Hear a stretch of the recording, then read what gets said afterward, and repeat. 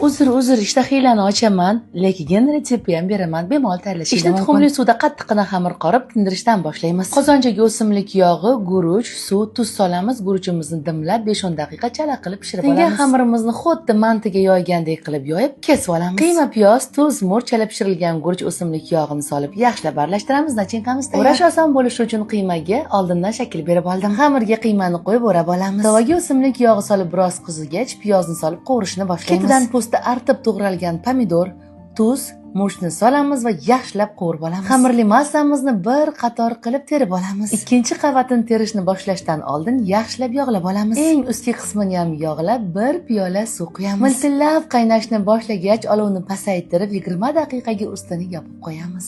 Shunaqa sochli bo'ladi, taom tayyor. Chiroyli qilib katta laganga taxlab, o'rtasiga qaylani quyamiz. Qayla chetiga aylantirib to'g'ralgan ko'katlardan qo'yib oling. Qozxona tayyorlangan xamir hasib doimo quruq bo'lgan qozondagisi sochni bo'lar ekan. Endi yeb ko'rib baho beramiz.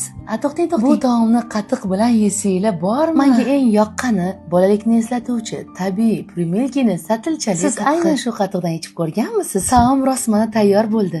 Retsept yoqqan bo'lsa, Nodirangizni duo qilib, mehringiz isbot yurakchani bosib qo'yishni unutmang.